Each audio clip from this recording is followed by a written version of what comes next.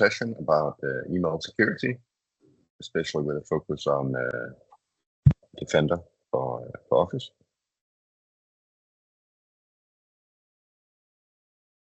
A little about me. My name is Peter Smith. I'm based out of Denmark, where I work as an independent consultant. I'm a Microsoft MVP in M365 and in security. I'm also an MCM in the Exchange. And then I'm certified trainer.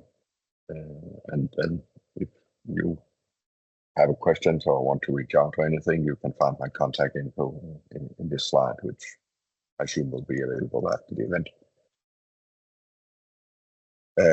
My agenda for this session is that briefly cover the threats we see when we talk about email security, and what we need to have in place, such as authenticated email, and why that's important for our email systems and our email domains, that we have these things in place. And then I'll, of course, dive into Defender for Office, and how we can leverage some of the best practices that Microsoft has, and how it actually can help us defend or mitigate some of the threats we see coming in on email. I'll round up with awareness, which is also built into MDO, where we have the possibility of create awareness campaign for end users. So let's have a little look at the threats we typically see in terms of email and what we want to protect our users for. There's a long list of threats. I'll not dive into all of them here, but you all probably know a lot of these. And we can get anything from ransomware, phishing attacks into our mailboxes, some emails disguised as impersonation from trying to look as the CFO of the company or something. And lately, in the recent years, these emails has also come in disguise with QR codes, where they're trying to use the QR as sort of an exploit.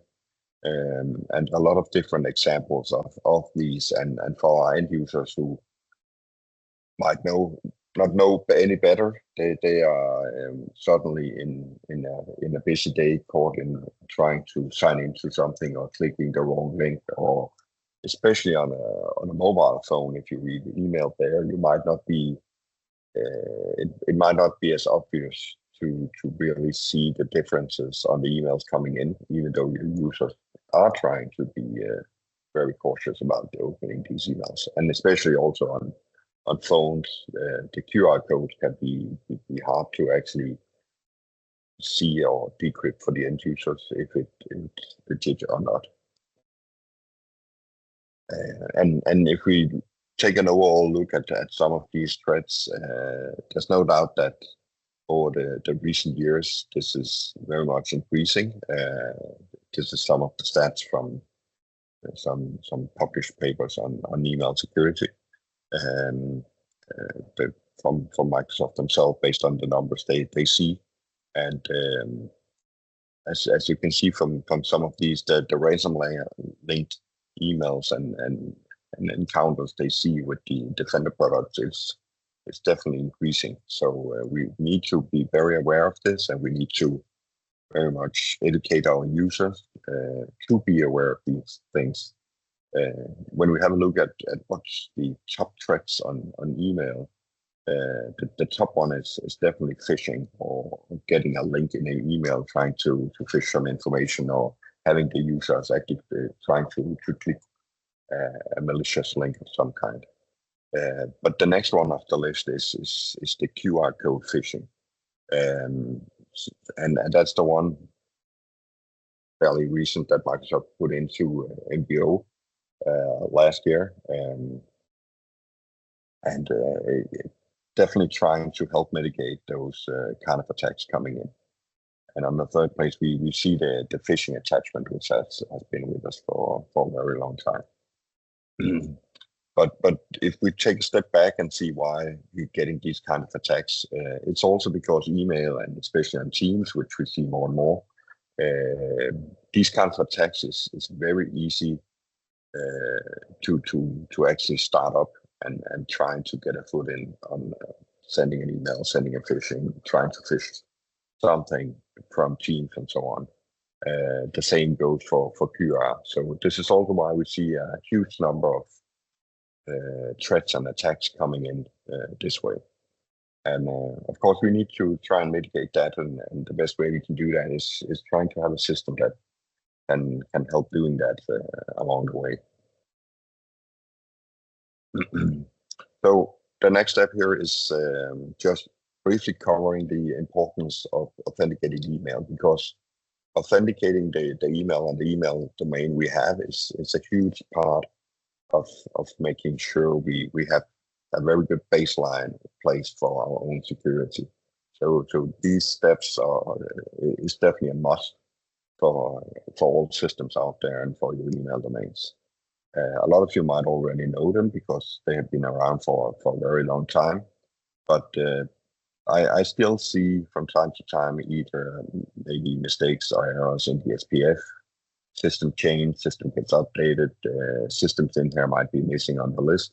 So it's very, very important on the SPF that this record, which for all of them is in your DNS, the SPF record needs to be continually monitored for eventual changes on your systems and maybe the cloud systems that you use and need to send email on behalf of for your email domain. So for your email domain, you need to put in here all systems that need to send an email for, let's say, Cloud8.com. Another record that's important is the DKIM. DKIM is sort of a signing record, which I'll get back to, but it's also very important because we can see that in the header on the receiving system that it was actually signed from, let's say, trying to send out from Salesforce, trying to send out from the Exchange Online and so on. The last one of the three is the DMARC, and the DMARC is we have different steps on the DMARC. So as you see in my example, we have something called the P equal reject, and it's the policy in our DMARC. So with the DMARC, we actually tell the remote system when they receive an email from our domain, if it was Cloud8.com, that they need to follow our policy in terms of our email they just received. So if our email isn't in the SPF and so on, they'll need to reject it based on the policy setting we have in here. Especially for the DMARC, I see a lot of mistakes out there, and I even see a lot of companies who isn't really using them. And again, a lot of companies who actually has started using DMARC, but really never got around the first step with the DMARC, which is a policy called none. So we try and monitor whatever happens with our domain and try and catch that. And we are basically not enforcing the policy here. But it is very important still to make sure you have taken a decision and you've monitored this for a while and go to the preferred policy, which is reject. So if we try and have a look at what is basically happening for these authenticated settings here. So whenever I send an email from my system, the recipient email server will look up my SPF record based on my email domain. So if I'm sending in as Cloud8.com, it will look up in the Cloud8.com DNS server to find the published SPF record. It will try and check the record to see if the server I'm sending from, if it's not the Exchange Online, but it's let's say a newsletter or something. If it's coming from an on-prem system or a cloud service, I need to make sure those are present in the SPF record. Otherwise, it will fail and be rejected and often just marked as spam. It can change a little on the recipient email server what the decision is here, but in terms of the policy they are enforcing. But mostly today you should encounter that the emails get into the spam folder if this really doesn't match. But if everything matches in the SPF, you would know that your email is passed on to the recipient's inbox, which is what we want to do. Next one is the DKIM, as mentioned earlier. When I'm sending an email out from, let's say, Exchange Online, it gets signed in the email header. So if you actually open up the email and look inside, you will find a DKIM signing record showing the DKIM information in here.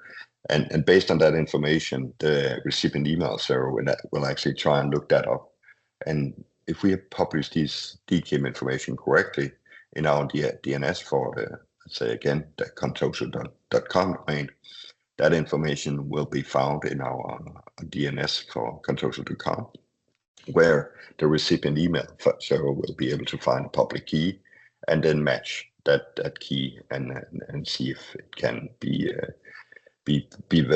validated that way around. If it's missing, a lot of the systems already take care of this and will reject the email and put it into a spam folder again.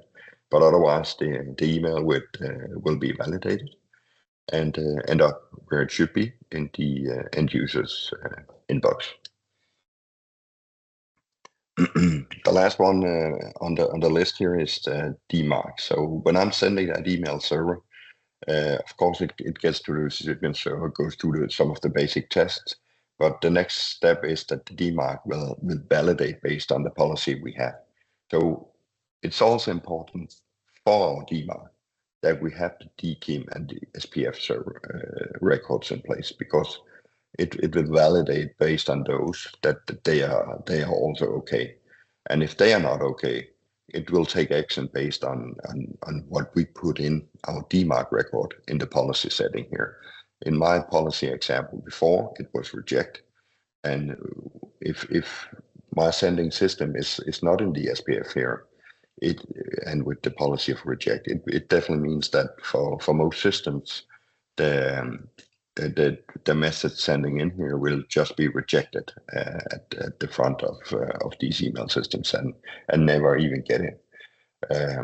Depending on your system and the configuration at the recipient, some might have set it up so that the email, even though it's rejected, it will still go into quarantine. But that very much depends on the configuration on the recipient server. And you can tweak some of the similar settings yourself for the Defender for Office. But eventually you want to end up with all this is matching perfectly, and of course making sure that the email is passed and end up in the end user's inbox. So next one is the Defender for Office. And Defender for Office is actually a suite of security features, which is part of our M365. So it's here to protect the end users, no matter what collaboration product they actually use. So it can very much take care of phishing, like mentioned earlier, that is increasing in Teams as well. It can also detect malicious files and so on for our SharePoint or the user OneDrive, and even go back in if that was detected and pull those files, so the end users will never see them, basically. But what we'll cover today is the Exchange part in terms of trying to mitigate the risk we see coming in on email.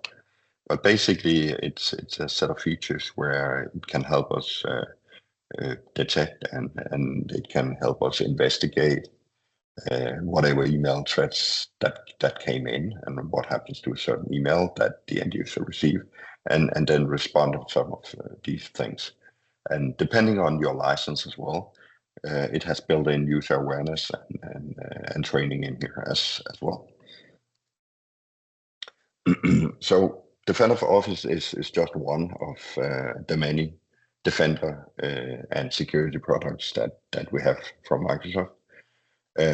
So up in the corner here, we see the Defender for Office, and it's very much focused on, in this example, the emails coming in, and if users are clicking a certain link, what then happens. And it just means here in our example, a lot of these product is tied together with signaling. So when we see signals or alerts in Defender for Office coming in on email, that information will be propagated to the M365 Defender portal, where we can then also work with and analyze the threat that came in. And if you have configured the CM like the Sentinel, it can actually push a lot of this information forward in terms of the log and the signal to the CM, and also create alerts and automation in Sentinel for a lot of this. So not only do we need to have a product in place that can detect a lot of these emails and threats coming in, but we also need to, as you can see on the top one, which I'll not dive into, but the Azure ID, which is now the Entra ID, and the Defender for Cloud. A lot of these can also help mitigate a lot of the risk we see around the users, and especially if users are hit by a phishing attempt, trying to phish their credentials, for instance. It's very important we have other measures in place, such as the very basic with multi-factor authentication. With the Entra ID, you can configure identity protection and so on. All that needs to be in place all the way around, so we best can protect our end users here. So a step back to focusing on the email security part. So the Defender for Office is a layer of features, basically. So if we didn't have the appropriate license for the Defender for Office here, we would just have the basic, which is the Exchange Online Protection. This is where we have the basic that can detect anti-spam and so on, and try and move some of that to junk mail and quarantine and so on. So this is the very basic protection in terms of email security. With the Defender for Office, we get that additional layer of advanced features, which can help us detect and investigate even better on the email, and especially around newer threats mentioned earlier, like the QR threats we see. We couldn't catch those type of threats coming in with just the very basic Exchange Online Protection. But the MDO is a part of a lot of the licenses out there. So a lot of organizations actually have access to MDO, especially the Plan 1. And depending on your licenses and so on, you must have access to the Plan 2. So where do we see all this, and what basically happens when email come in from the internet?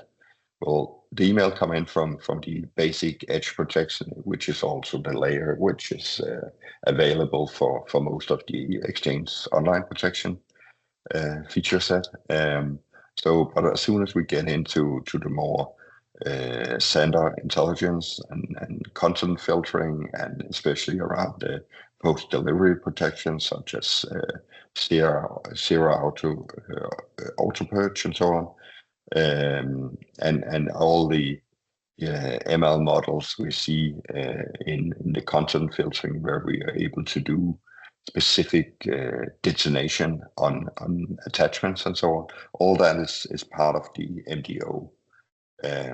So not the whole line here, but a lot of the things that we see here. So this is just to illustrate. I'll not dive into each and every one of all these, but it's just to illustrate with when email come in here to our systems, there's a lot of different processes it actually goes through, and where we can help tweak our system to have the best security for our emails. As mentioned earlier, the Exchange Online is available for all our licenses, and it does the very basic here with spam, phishing, malware, and as the admin, you could go in and have a look at quarantine and so on. Next step up would be the Defender, which is available in 2 plans. And the very first plan here is the one that has sort of the basic Defender for Office feature set. We have the safe attachment, the safe links, not only for email, but actually, as mentioned earlier, also for SharePoint, OneDrive, and Teams, and so on. We have the anti-phishing protection, which has been here for a while, for Defender for Office, which is definitely very helpful. And a part of that, we also have impersonation protection. Impersonation protection is another feature that you should definitely have a look at, and needs to be enabled for the specific set of users that need that additional layer of protection in terms of impersonation emails coming in. And you can then set up policy which includes a set of users, let's say up to maybe it's 100 users still, the limit for one policy. But if you have more users that need to be part of this impersonation protection, you can create multiple layers of policies here. So if you have 300 users that needs to be part of this, you create 3 policies with 100 users in each. And you don't have to add every one of the 100 to 300 users in here, but you can base a lot of this on groups and control the membership of the impersonation protection that way around. For the plan 2, it's an add-on to plan 1. So if you have the plan 2 license, you have everything which is in plan 1 as well. But you get additional features in terms of tracking mechanisms. You get the threat explorer. So if an alert has entered into your system, you actually get a portal and a dashboard, which makes it easier for you to do the investigations and around the threat that came in. As mentioned earlier as well, we have awareness training built in, which is based on the attack simulation training that is available in here. So it's a lot comparable to a lot of the third-party vendors out there that does awareness and phishing training and so on for users. And this is just a Microsoft solution to do the same, and it's built in if you have the Plan 2 licenses in place. As mentioned earlier, one of the latest threats we see is the QR. And especially around the QR, some of the mitigations that has come into the MDO product is that it's able to restrict the QR code and actually reach what's in there. So even though the QR code might include a link that certainly redirects to something else, it's actually able to extract that and try and render that email just as the recipient would have done it. So it reads the email just like an image reader, the OCR, and pulls out all the information and basically do a detonation based on that product and confirm that eventually the link that's in there, if that's malicious. And if it's malicious, it will pretty fast get marked as malicious. And so if you run the MDO products and users later on click on the link because it's already at the point marked as malicious, the future users who might still have an email laying around and try to click this will never get there because Microsoft has already marked these informations as a threat.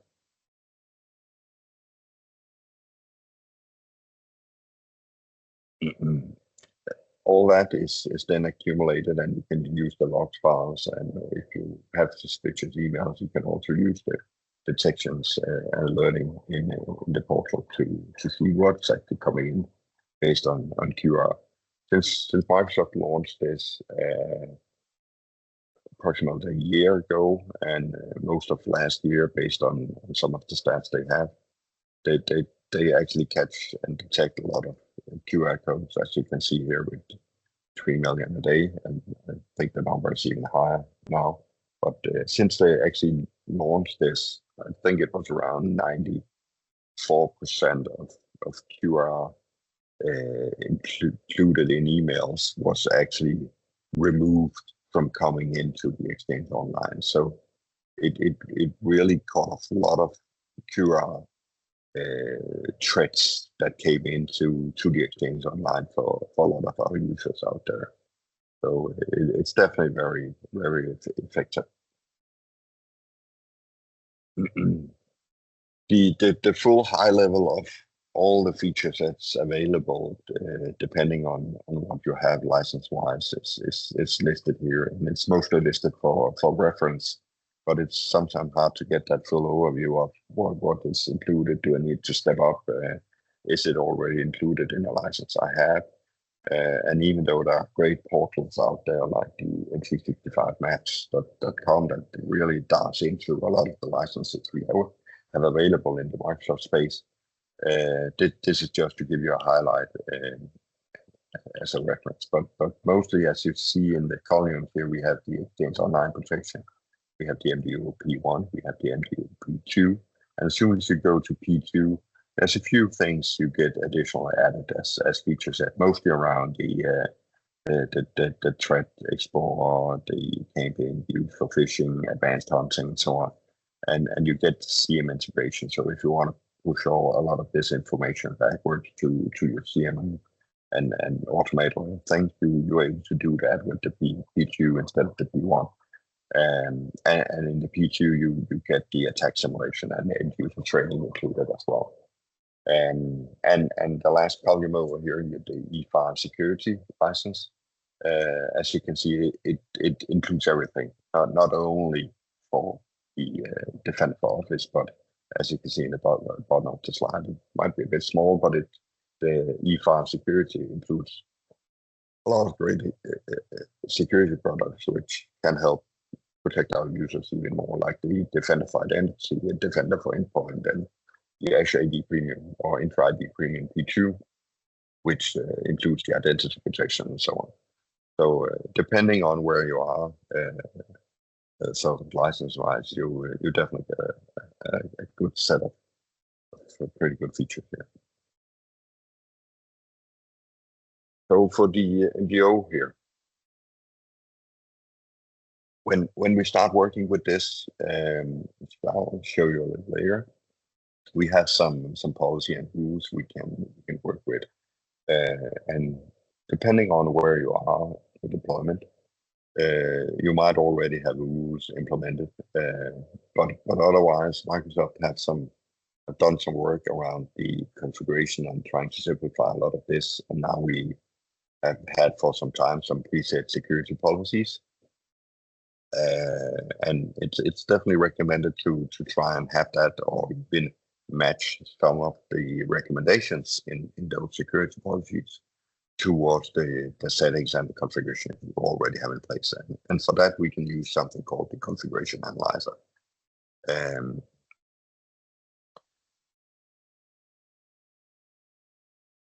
With the configuration analyzer, we dive in and then compare those settings, which is part of the best practices with Microsoft with the settings we already have in place. And using the configuration analyzer, we can, for a lot of the setting, actually change it on the fly in here.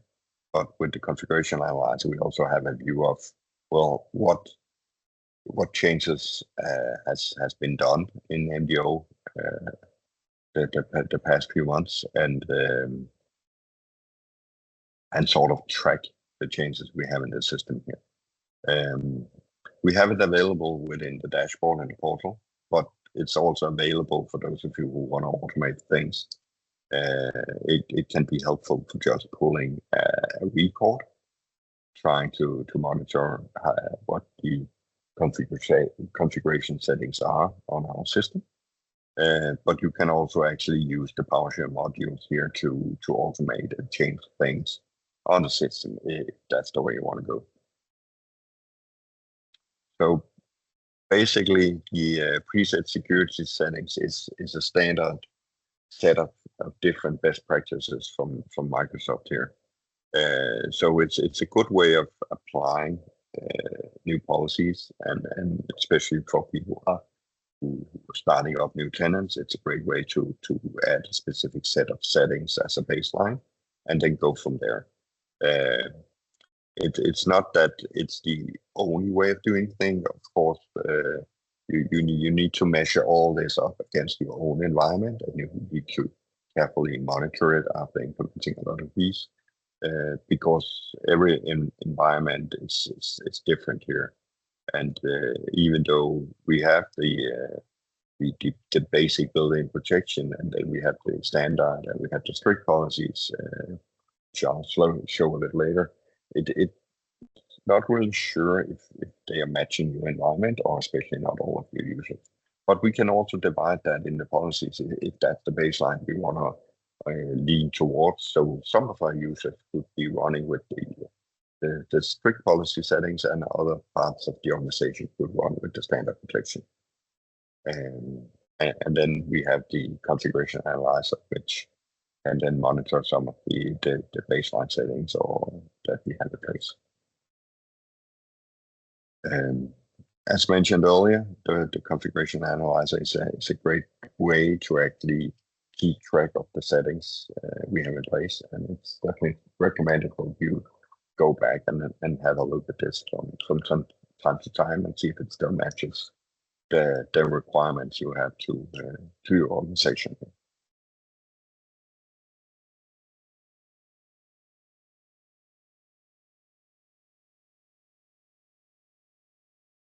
So if we divert a little from those standard practices, and especially use the configuration analyzer a lot to maybe implement and roll out a lot of these changes and settings here, it's definitely important that you also create a list of exceptions. So you and your fellow admins understand why we're not matching the exact settings that the configuration analyzer will highlight here. Because, as mentioned earlier, every environment is different, and even though Microsoft is recommending a lot of great settings, especially in MBO here, they might not all reflect what you need in your organization. So make sure a lot of this is documented thoroughly, and make sure that the email domains you have is listed within the different policies they actually need to be in.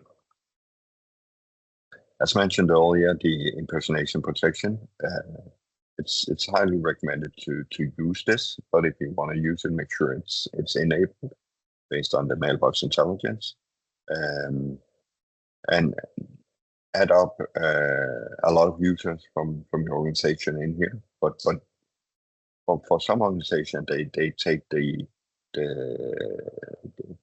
C-level, or they take the certain managers, or they take certain departments who are often the target of impersonated email, like the finance departments or legal departments, together with let's say the C level. I also see organization that put more or less everyone in here, and it very much depends on also the scale and the size of your organization. And whatever changes you do in here, as goes with all the changes basically you do in MBO, as long as you do changes and thoroughly monitor the changes in MBO afterwards to make sure that everything's still right. Some of the issues that can come up when you enable something like the impersonation protection is that even though, for instance, if I have this enabled on my own and I'm sending from a private email coming from a Gmail or Outlook account, that will be filtered off because my name is the same in the display name. It seems weird to the system that someone is sending it to me looking like me, even though it might not be me, or it might just be someone at the same name, or even though it might just be my private email account where I'm sending some information that I need to remember at work the next day. But a lot of these will be filtered off and end up in either junk mail or quarantine if this is enabled. So there are also some consideration to take here, where you need to inform users that this can happen, and So they definitely to be aware of that.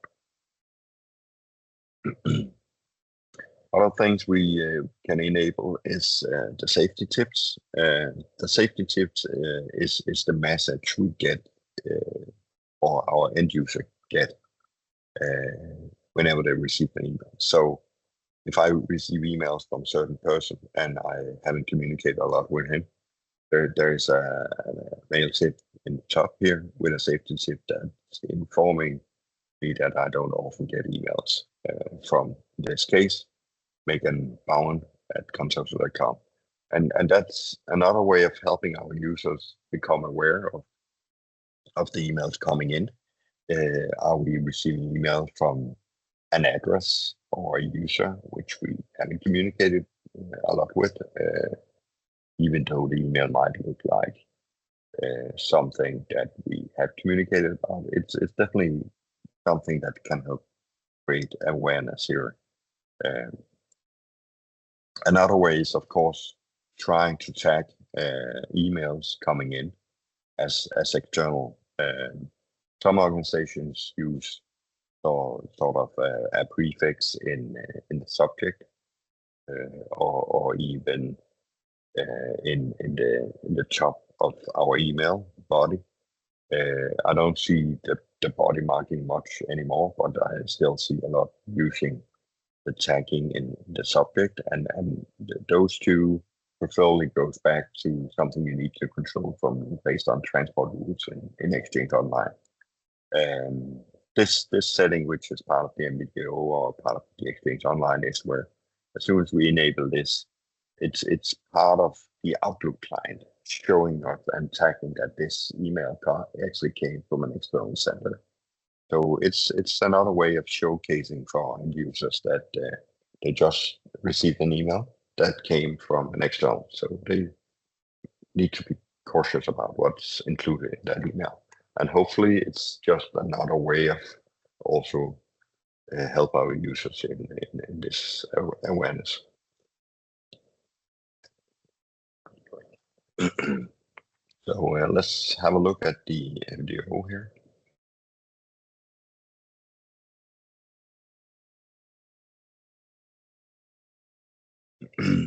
So we'll dive into the security portal here in 365, and we need to dive down here under email and collaboration, and this is where we'll find all the features of the MDO. So if you run a campaign, if you want to review something that went into quarantine, or basically investigations, we can do all that in here. In terms of the configuration settings and the tweaking, everything is found in policy and rules. And if we dive into our threat policies, we can see we have different set of policies down here. A lot of you might already know them: anti-phishing, anti-spam, anti-malware, safe attachments, safe links, and so on. But what I talked about earlier is the preset security policies, which is available here.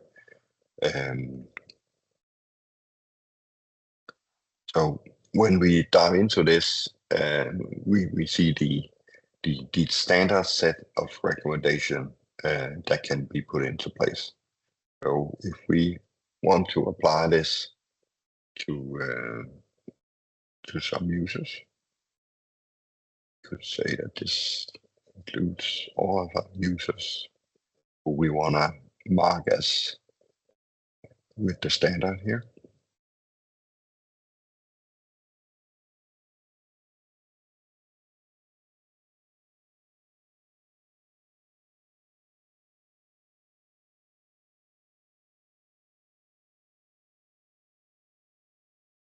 So it will enable the impersonation protection as well. So in my case, we have the Megan example here.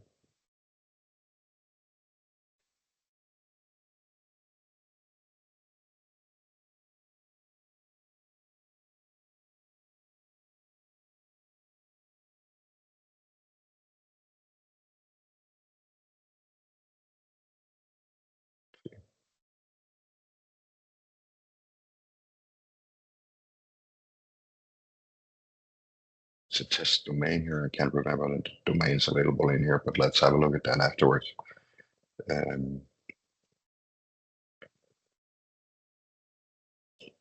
And we'll add the user to impersonation protection later.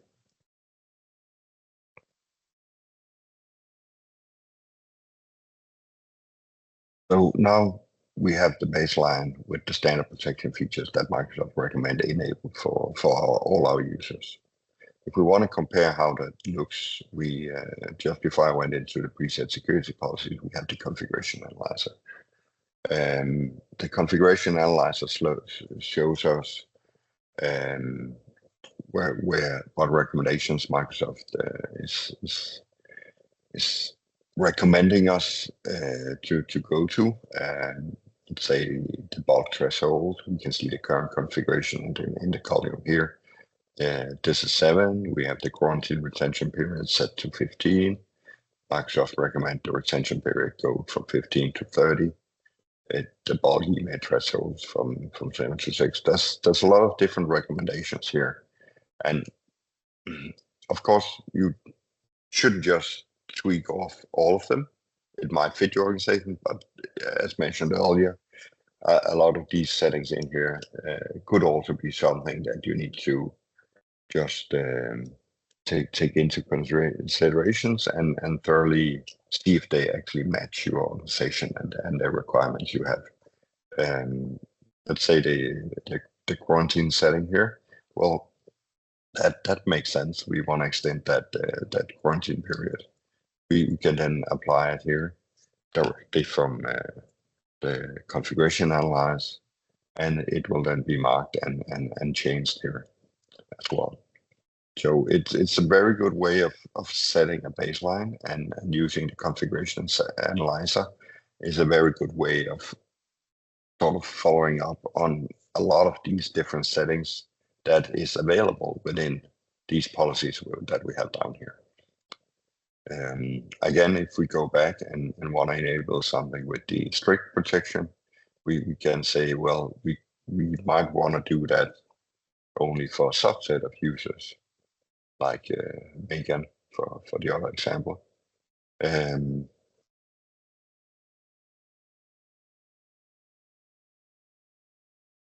want to do that for Megan as well.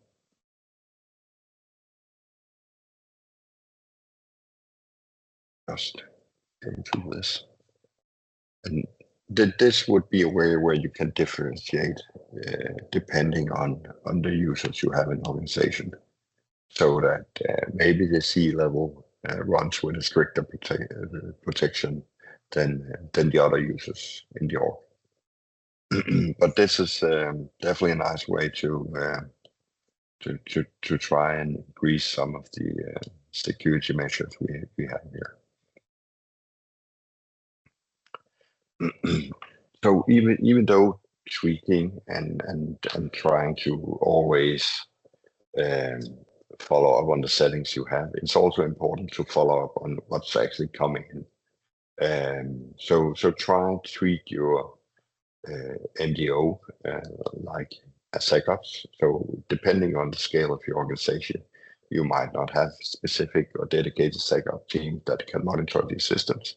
But even so, it's very important that you go in and spend some time to monitor the incident queue, look at what's in there for false positive, false negative, and review some of the campaigns that keep running.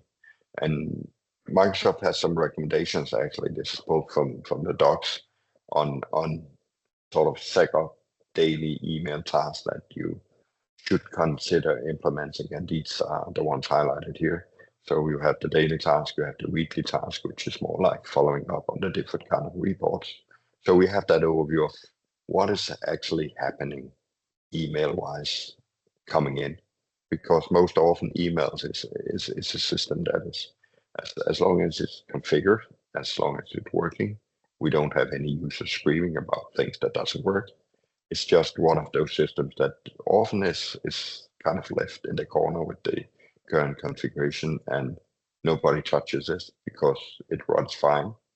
But it's always a good thing to monitor what is happening, and there are some very good reports to give you an overview of the status of emails and the threats that's being caught.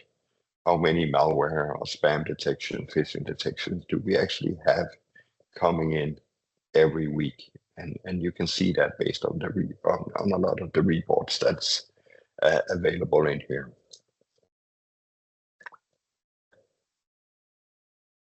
And a good thing to note here as well is what is a false positive? False positive is when we see a good email that came in, but it ended up being marked as a bad email and thereby removed from the system or ended up in a quarantine. So that's false positive.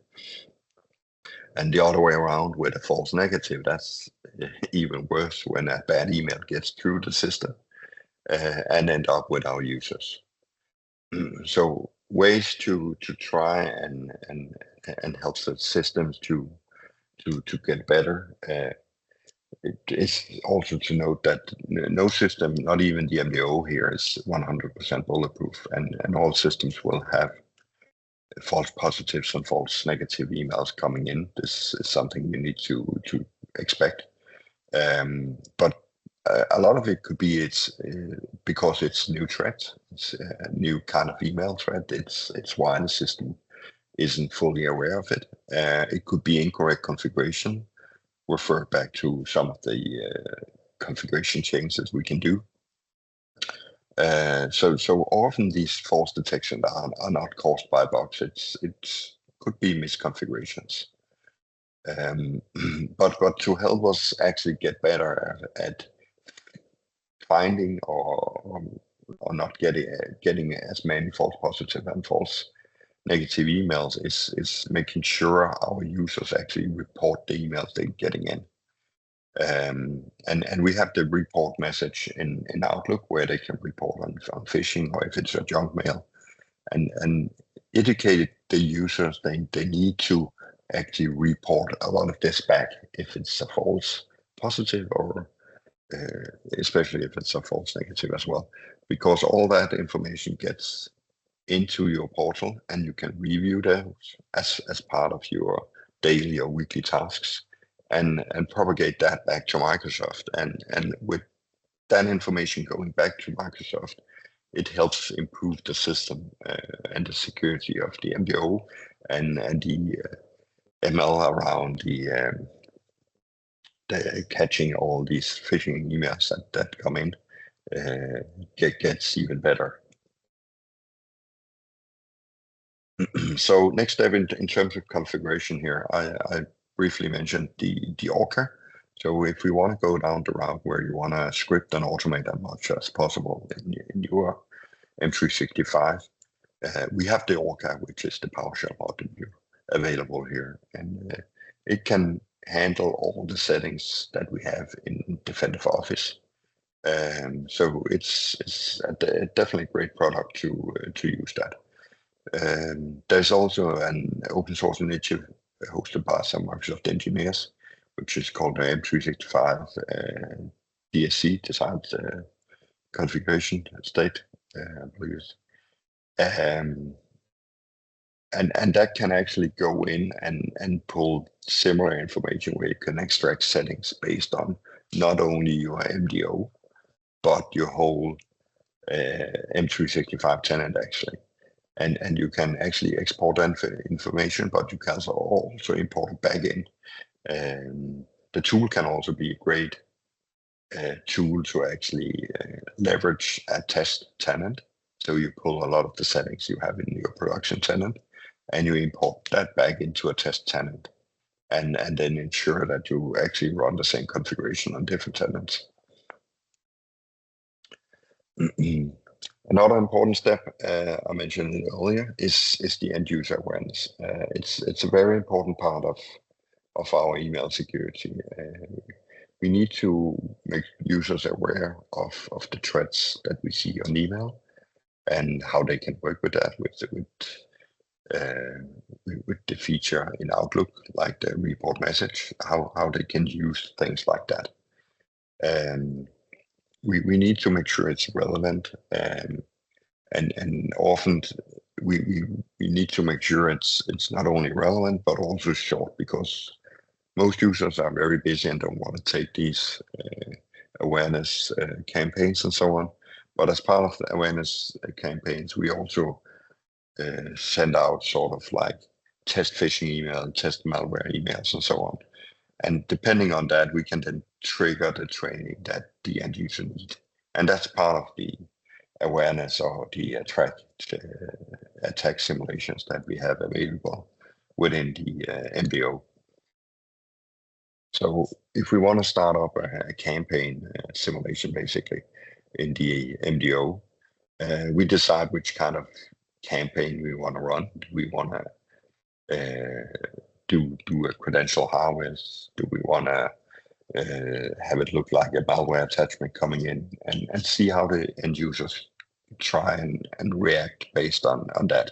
And based on the campaigns you send out, you have reports in the system that can tell you how everything went and how it went with certain users. And this goes along with the training available in here as well. So let's have a look at where we find that in the portal. I'm back in the security portal, and next to our policy and rules, we have the attack simulation training here.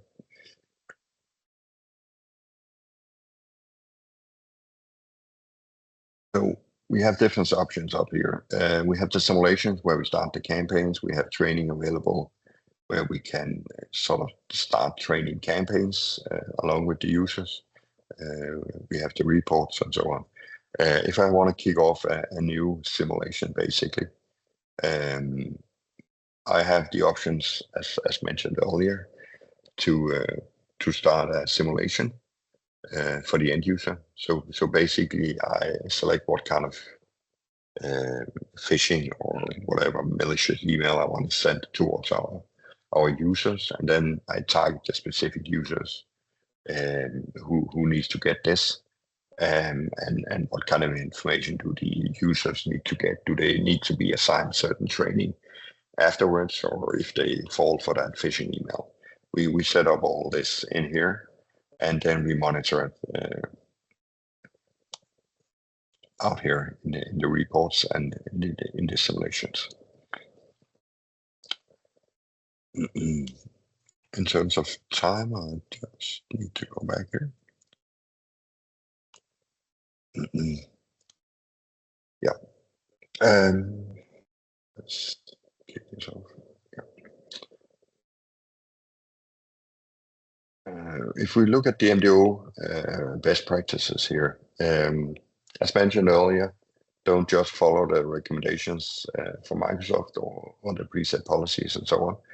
They're very good baseline, and there are very good settings included in them, but you need to make sure that it fits your environment and it fits the mail architecture you have in place for. Maybe you have some complex mail flows and the domains you have in place. So all that needs to be thoroughly configured. Make sure you have the SPF and DKIM and the DMARC in place.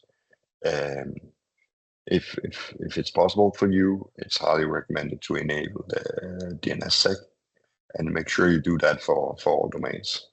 A common mistake is that mentioned earlier, for the DMARC might be missing, even missing completely or missing some of the correct information, because it takes for some organizations years to go from non-monitoring to the reject policy here. But it's something that you should spend some time on to monitor and use third-party systems to actually catch the email coming in, and you can do that with DMARC reporting services, and then follow up on these reports to make sure you have the configuration and so on in place.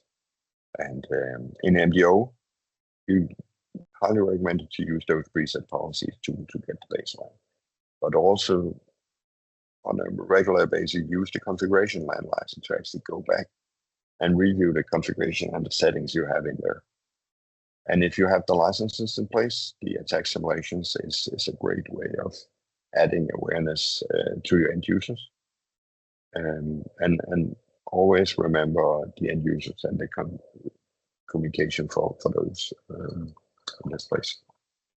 And very important is to follow up, not just leave the system in place and never go back unless you see a problem, but actually go in, not specifically daily maybe, but the recommendations from Microsoft are the daily and the weekly task as a minimum. But find your own way around this, but make sure you at least get in and review the settings, the configuration, the state of the environment, and so on. So with all this in place, it's definitely features that can help improve your email security and the phishing awareness. And remember to prioritize the end user awareness here. If you want to dive further into some of these security products, Microsoft has the famous Ninja training for a lot of these different security products available, and I put in some links here for a lot of these, and you can find it. But otherwise, I want to say thank you for attending my session, and I hope you got something out of it. And if you have any questions, you are more than welcome to reach out.